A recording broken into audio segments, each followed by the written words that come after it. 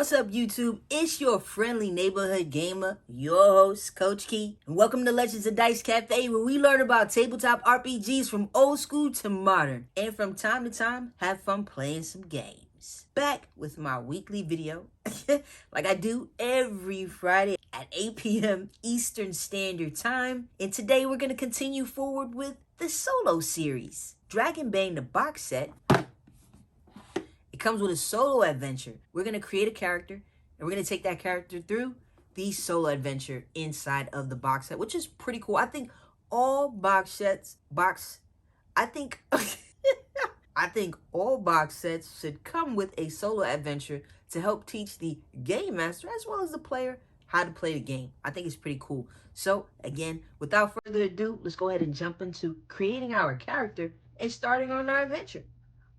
Let's get it.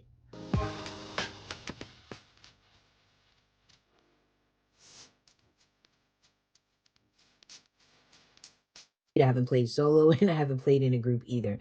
And I haven't created a character. So this will be my first time creating a character. So we'll see how easy breezy smooth this actually is to create a character in Dragonbane. But Dragonbane comes with its own solo adventure, which is super, always super cool. It's called Alone in a Deep Fall Breach. And what's also really cool about just this alone are the tables that come with it. If you are new to the channel, thank you so much for joining. If you are not new to the channel, thank you so much for supporting. But if you don't know, I love tables, especially playing solo and being a new game master, dungeon master. Still running my first campaign. I'm almost done with it. Not sure what I'm going to run next, but the tables really come in handy for sparking inspiration. It's fantastic that the solo adventure came with so many different tables, and also inside of the rule book there are a lot of other tables as well for like quests. It's pretty cool. It's pretty cool, everything that you get. I think you definitely get your money's worth. We're going to be exploring, and when we come to an area that is unfamiliar, because we're going to know a little bit about some of the places that we're going to be exploring and some of the places we don't. And when we don't, we're going to, at least from my knowledge, again, I'm new. Again, this is still very new to me, but I'm pretty sure you have your location details. So you can roll on that. You can see if there are any inhabitants. It gives you information about the area, which is pretty cool. I haven't tried these tables out, at least for part one. We'll give it a try, and I'll write some notes down and see what type of tables I can add to make the gameplay even better. Yeah, so once you roll on the location details, contents, environment, oddity, danger, then you roll a d20, grab some inspiration from the tables. It's got a scavenge table where you can roll to see exactly what you ramshack and scavenge. It's got traps, which I think is pretty cool. We've got searching right here as well, and you've got a search table on, let's see, this is one of the skills, I guess. It's spot hidden. So with a successful spot hidden, it gives you some available options for a search table. And these are going to be our missions. Let's look at this one, the Cultist Warren. So here you go. And from my knowledge, these numbers, these are like waypoints that we'll be navigating. So again, some of them we know some information. And then for those that we don't, unknown, we'll go ahead and roll on one of those tables and see what we come across. But before we jump into the adventure, let's go ahead and create a character. I kind of already know what type of character I would like. And of course, the solo adventure also shows you how to how to make a good solo character to give yourself some advantage along the way, since it's just you playing. So we'll go ahead and start with our character.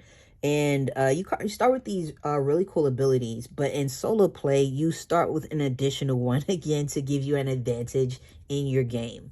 And it's got some information right here, creating your character, the different steps that you go through, picking your kin, your innate ability, profession. I was considering rolling. Yeah, well, you know what? Why not? We'll just go ahead and roll on the chart to see what our kin is going to be. It's a D12. Let's see. We got a 10. So we got an elf. Actually, that's what I wanted to pick for my character. So we're going to do an elf. Let's see. So the next step is note your innate ability. So we'll go to the elf section. So for the elf, inner peace. As an elf, you can meditate deeply during a stretch rest. You heal an additional D6 HP and D6 extra WP, which I'm sure stands for willpower, and you can recover from an additional condition. You are completely unresponsive during your meditation and cannot be awakened. Let's see, next up we'll roll for our profession. Actually, I'm not going to roll for the profession. I actually want to be a hunter. I think that would be a pretty cool profession for this type of solo adventure. And it does say that your profession picks, it will determine much about your character, mainly your skills. So my key attribute is going to be agility. So I guess that's where I'm going to want to put a pretty high number. Let's see, skills. Now let's see, we'll roll for the gear. So that's 1. Let's see, for one of the heroic abilities I get is a companion. And I don't know too much about that, but it sounds pretty interesting. Let's see. And I already have a name for my player. I'm going to call them Osmir. Next is the age. Let's roll a d6. Let's see. We got a 2. So our age is young. And for agility and constitution, we get a +1. And for your trained skills, you get 6 + 2. And let's see, we're going to roll 4d6 and remove the worst die, which gives you a score between 3 and 18. Assign that score to an attribute of your choice. Repeat this process 5 more times until you have assigned a score to each attribute. And at the end, you may swap 2 scores.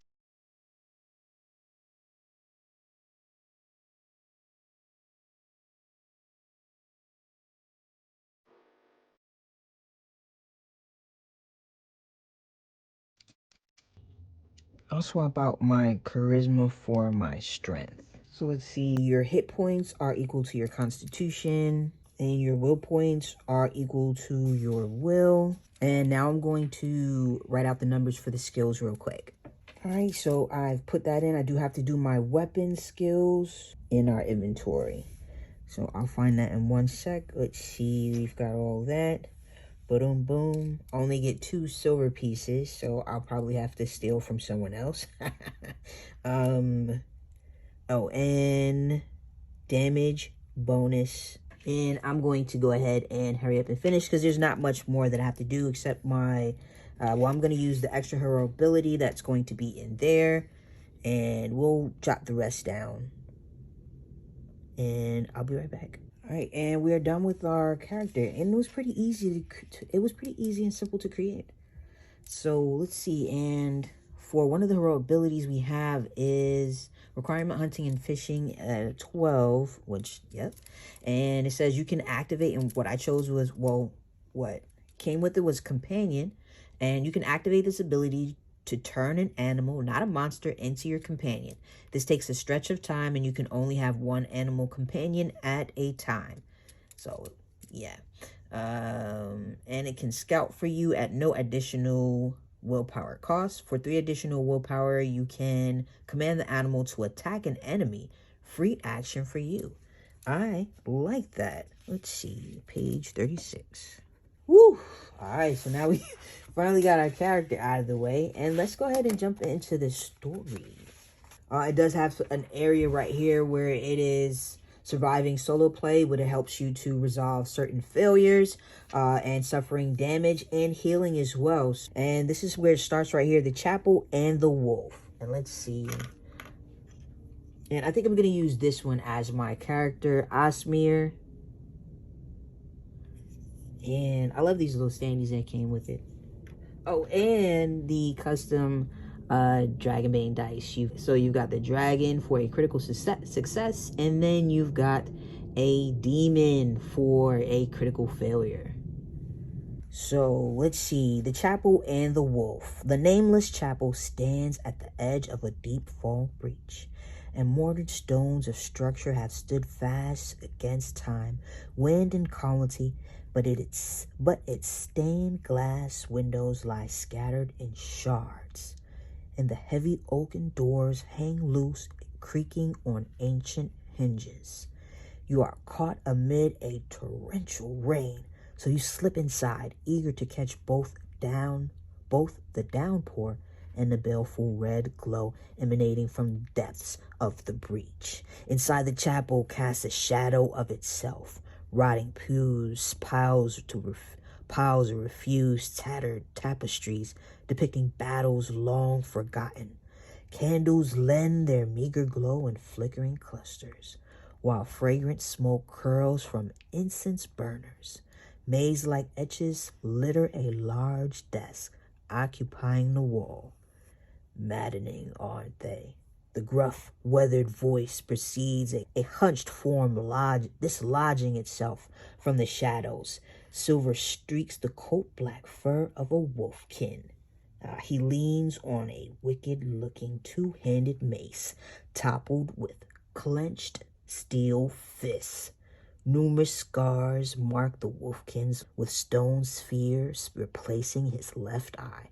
The breach, he continues, nodding towards the desk, littered with labyrinth maps, impossible to map with any accuracy. He introduces himself as Stone Gaze, though he also supplies his true name, Ingrowth. I think that's how you pronounce it. The name is not unknown to you, but the Ingrowth of whom you've heard tell. Tell is a fearsome warrior, famed hunter of demons, not an old hermit priest. Have ye come to delve the breach, he asked. There's good to be done, justice to be dealt, and riches to be uncovered, if ye've the metal for it. I yave the metal for it, my good sir. Then it gives you a little bit of intro. The mission encompasses the unique goal, threats, and visions of each journey into the breach. Stone Gaze supplies your missions. His enchanted sight pierces the stone of the rift, allowing him to discern its dizzying depths. His scrawling maps and notes guide through the waypoints and warn of potential dangers, but much of the route will be shrouded to even his uncanny vision. And those areas that are unknown, will roll on the table for some inspiration. And here is his stat block right here. Let's see. Into the breach. You descend a crumbling staircase into the chasm, braving the dizzying heights. And my character, Asmir, the hunter, is leaving home to show that he is worthy of the title to become the next king in line. But before he can become that king, he is to handle a few missions. And he was sent to Ingrowth to start his mission to his path towards becoming the king. So I just made that up, but it sounds pretty good. So yes, we shall. So you descend a crumbling staircase into the chasm, braving the dizzying heights. A twisted corridor leads from the cliff face into the heart of the breach, emerging into what Ingrowth called the Vault of Many Paths. Here lies a great confounding hub of passages, branching from an ancient spherical chamber, its walls embossed with primordial battlefields depicting dragons and demons clashing internally in stark relief. Innumerable tunnels run from the vault like veins through the stone flesh of the earth. You steel yourself against the perils to come. Take a moment to study the notes and maps provided by Ingrowth and step forward. Beyond lies your path for your mission. And then it just down here it tells you how to navigate through the waypoints. So a waypoint might detail a single notable space or passageway or describe a larger section of the breach. For each mission, progress through the waypoints in the order. So let's go ahead and start that there. And our first mission is the Captive Orc. I also forgot there is a dice where you can keep changing as far as your threat level. I guess like when you're taking breaks or maybe searching for different things. And if it's taking a period of time, you up the threat level. Where's that darn dagnabbit 2? So you up the threat level, and as you get to And I guess when you get to 6, you might roll. I'm not exactly sure, so we'll figure that along the way. Again, learning through trial and error. And it also has a section to generate custom missions, which we probably will do in order to take our player character, Osmir, onto more journeys, because he has to do numerous journeys in order to show that he is worthy of the title of becoming the next king. So the first one, the captive orc, and here go our waypoints. So we'll see how it works. The leader of the sect of demon cultists holds the world-breaking shard, the tip of the abyssal beard that split this land and created the breach. This power cannot stay in their grasp. 4 magics cloud their location from my sight. So ye must locate the shard through other means. Seek below a band of cultists transporting a prisoner, an orc named Gorham. Gorham knows the location of the cultist outpost and may serve as a valuable ally in days to come. Threat. A trio of goblin scouts plunder the breach, looting ancient crypts and robbing any who wander across their path. When the threat triggers, they spring an ambush. So let's see. We'll go waypoint 1. We'll use this to signal when we get to the threat. But again, I'm going to read a little bit more. But in the meantime, in between time, we'll just push it over. We'll just go from 1 and all the way up to 6 as we're when we're taking time out to wait, to search, or whatsoever. Let's see. Plunging path. A sloping corridor carries you into the oppressive depths of the breach. Tread softly, lest ye wake the creatures of fang and wing nesting within the cracks and hollows of this ancient passageway. So we already know that there are creatures waiting for us. So let's see. Let's actually use this map just for the heck of it, right? So let's see. My character is going to start there, and let's see, he'll start here at the very beginning. And we already know that there are monsters there, so maybe we can sneak past them into a different room so we don't have to fight them. I'm going to automatically assume that I'm going to try sneaking. Let's see, what skills? I'm going to see if I can sneak past them so we don't stir them up. Let's see. Sloping corridor carries you into the oppressive depths of the breach. Let's see. Nesting within the cracks and hollows of this ancient passage. Creatures. Let's see. So, let's see. We can see inside. Let's say that we can see them. So, we're going to try to sneak past the orcs. And we're going to sneak into another room. But you know what? First, let me see. I'm just out of just curiosity. So I did say I was only starting out with 1 silver piece. So I'm going to just ask a random question. So I know that I can. So I'm pretty sure I can see the orc. So I am going to roll for advantage to help my character out. I'm going to roll for advantage with the sneaking aspect. But first, I want to know whether or not if maybe I can see any type of treasure, anything that I can scavenge, so that way maybe I can gain a little bit more than just 1 silver piece. So let's see. We've got the fortune chart, and I'm going to roll a d6, and I got a 6. Extreme yes. Woo! So an extreme yes. Let's see. So as I'm walking through, and I'm hiding behind this doorway right here, and I can see the orcs, and I'm not sure if they can see me or not. I'm going to see how well I can sneak past them, but we do know for sure that there is something that I can scavenge. So let me see. I'm going to roll a sneaking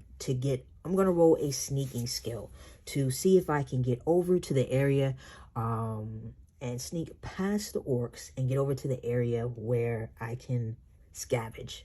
And I do know this is a roll under system. Dun, dun, dun, dun, dun, dun. I didn't even think to create like little, but anyways, this is good enough. So let's see. So for sneaking, I'm going to roll again at advantage, since we already know, because my homie Ingrowth has already let me know. Let's see. So I'm able to sneak past them, but not only am I able to sneak past them, I go and grab one of the orcs, their left butt cheek, and I pinch it. And I'm so fast pinching his left butt cheek. By the time he turns around, he doesn't notice me. He thinks like a little bug bit him on the butt. So I'm able to sneak past them. I'm just going to go over here. Well, I'll sneak past them right here. Let's say they're over here or right here guarding the door. So I sneak past them and I scavenge. I'm going to roll on my scavenger table. Let's see, I got a 9. Ooh, 1 treasure card. And Dragonbane comes with tons of these really cool treasure cards. Let me shuffle them up real quick so I can get something good. And I don't really know what I'm doing, so if you guys have any suggestions, drop a comment. So we're just kind of playing, just drop a comment. Let's see. So I'm going to grab, let's see, 1 treasure card. That's fantastic. I was hoping I would grab something. Ooh, I should try to pick their pockets too. I didn't even think about that. I don't know. So let's try it. So let's see. I get awesome. A gold necklace, 2d6. The value is 2d6 gold coins. So I'll hold on to that. Let's see. A gold necklace. Let me actually write that onto my chart. So I did not get a chance to look up to see as far as how many inventory slots I have access to or have available. So I'll do that. I'll do that off camera. So let's see. We were able to scavenge. We were able to get the gold coins, and we're able to get that gold necklace. And I'm considering pickpocketing these orcs because, like, why not? You know, I have sleight of hand. Let's see. How many? Because we don't know exactly how many orcs are. We skipped way past that and we already started to try to sneak around them. Let's find our fortune chart again. So let's see. Fortune chart, we'll do a d6 just to see how many orcs. We've got 2. So we've got a few. So let's say there are about maybe 3 orcs. So I'm going to try to... I don't know. I don't know if I should pickpocket them now or maybe I should make my way around because I'm sure that I'll probably run into them again. You know what? Before I leave, let me see. Do the orcs look wealthy? 3. No, they do not look wealthy. All right, so maybe we'll leave them alone. We've got that, and we were able to sneak past them. So, and not only were we able to sneak past them, I was also able to pinch one of their butt cheeks, their left butt cheek, and get away with it. So we're going to sneak on over, and we're going to go into this passageway right here, and we're going to just roll to see if there are any monsters in that passageway. We snuck past. So you know what? Actually, we're going to go this way because it makes more sense. But before we read that next waypoint, we're just going to roll to see if... Before we hit that next waypoint, we'll make the waypoint be right here. So before we get to that next waypoint and we read that section, let me do a spot hidden to see if there's anything inside of this room. Just because. Let's see. And we're going to roll a d10. I'm sorry, we're going to see if we roll a successful spot hidden. First, let's see if we've got... We're going to roll with advantage. We're not going to roll with advantage because that's not one area that Engrove let us know about. So, let's see. Spot hidden. Yeah, it's a 12. So I'm going to go ahead and roll a d20. Let's see, I got a 5. That's fantastic. I have to either hit the target number or below. So spot hidden is a 12. So on a successful, we're going to roll a d10. So I got a 2. Dagnammit. Says trap. To disarm, roll sleight of hand with a boon, then roll on the table again, ignoring this result.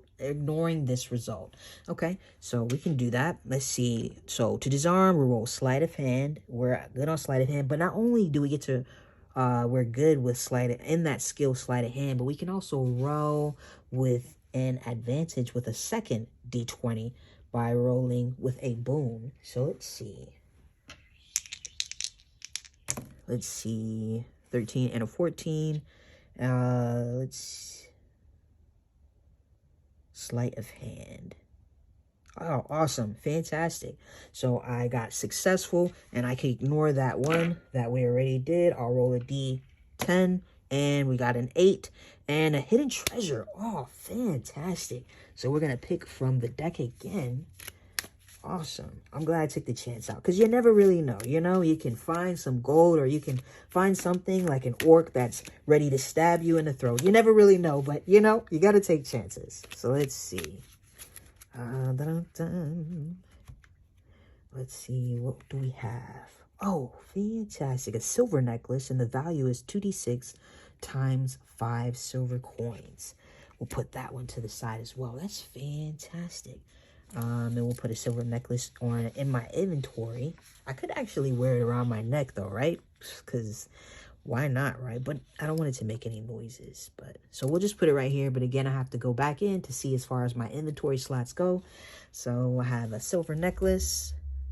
So we're going to go through this area. Maybe as we go through here, let's check to see if there are any guards in this area right here. Because again, that's not an area that's on the map or that Engrowth was able to see. So we'll roll on our fortune chart. Let me see.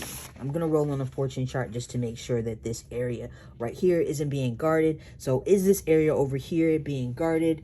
GM Coach Key. And 5, yes, okay, so it is being guarded. All right, we rolled a 1, so we're gonna say there's only one guard.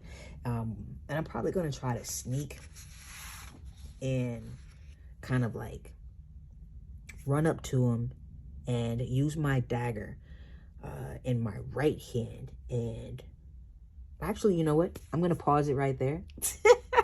And I'll let you know what I'm going to do further. So make sure you stay tuned for part 2 of Dragonbane solo. I'll make sure I go in and correct my inventory slot. I also need to correct my damage bonus. So this is pretty cool. And I think I'll create a new map as well. This one's not a bad map at all. But yeah, it's not a bad map. So maybe I will keep it. But again, make sure you stay tuned. Thank you so much for watching, as always. And stay tuned for part 2 of Dragonbane Solo Adventures with DM Coach Key. Alright. So, I hope you enjoyed part 1 of Dragonbane Solo. And make sure you check out my channel. I've got some other solo playthroughs. I did Cairn part 1 and part 2 solo playthrough. And then I have a session 0 with Whitebox showing you the prep work that I'm putting into creating the solo adventure. Real quick, I just wanted to let you guys know the channel has officially hit 500 subscribers. And that is bananas. I'm very grateful and very appreciative of all the support and all the honesty, all the kind words. So thank you so much, and stay tuned for more cool content. As always, don't forget to hit that like button. Make sure you comment and subscribe. And make sure you turn on your notifications so you don't miss out on any of the cool content that I drop every Friday at 8 p.m. Eastern Standard Time. As always, thank you so much for watching, and stay tuned. And I'll see you guys back again next week, same time, 8 p.m. Eastern Standard Time. And you guys have a fantastic evening and also a fantastic weekend. And I'll see you guys soon.